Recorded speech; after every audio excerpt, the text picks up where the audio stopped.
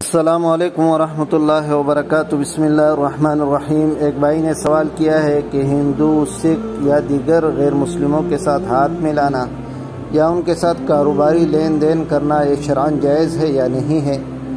اس کا جواب یہ ہے کہ ضرورت کی بنیاد پر غیر مسلموں کے ساتھ لین دین کرنا یہ شرعاً جائز ہے، البتہ ان سے دلی محبت اور لگاؤ جائز نہیں ہے۔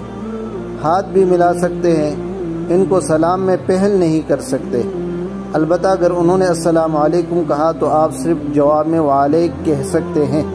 قرآن مجید میں اللہ تبارک و تعالی فرماتے ہیں سورۃ آل عمران میں، لا يتخذ المؤمنین الکافرین اولیاء من دون المؤمنین ومن يفعل ذلك فلیس من اللہ فی شیء الا ان تتقوا منهم تقا، کہ کافروں کے ساتھ دوستی کے تعلق یہ نہیں بناؤ، اللہ فرماتے ہیں۔ اسی طرح بخاری کے اندر جلد نمبر 1 صفحہ 391 پر روایت ہے، عبدالرحمن ابن ابی بکر رضی اللہ تعالیٰ عنہ فرماتے ہیں، كنا مع النبی صلی اللہ علیہ وسلم ثم جاء رجل مشرق مشعان طویل بغنم يسوقها فقال النبي صلی اللہ علیہ وسلم بیعا ام عطیة قال لا بل بیع فاشترى منه شاة۔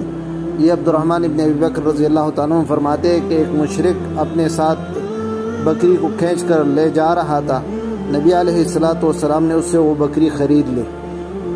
اسی طرح ہمارے فقہ کے مشہور کتاب فتاوی ہندیہ جلد نمبر 5 صفحہ 427 پر ہے، لا بأس بأن يكون بين المسلم والذمي معاملة اذا كان ممن لا بد منه۔ فرماتے ہیں مسلمان اور ذمی کے درمیان معاملات کرنا اس میں کوئی گناہ نہیں ہے اگر ضروری ہو۔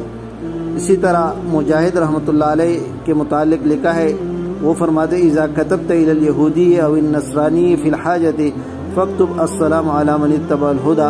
فرماتے ہیں اگر کسی یہودی یا نصرانی کی طرف آپ نے کوئی خط لکھنا ہو تو اس کے سلام کے طور پر السلام علی من اتبع الهدى لکھ لیا کرے۔ اسی طرح آگے لکھتے ولا بأس بمصافحة المسلم جاره النصراني اذا رجع بعد الغیبة ويتأذى بترك المصافحة۔ فرماتے کسی غیر مسلم پڑوسی کے ساتھ مصافحہ کرنے میں کوئی گناہ نہیں ہے، اگر آدمی کہیں چلا جائے واپس آ جائے تو اس کے ساتھ مصافحہ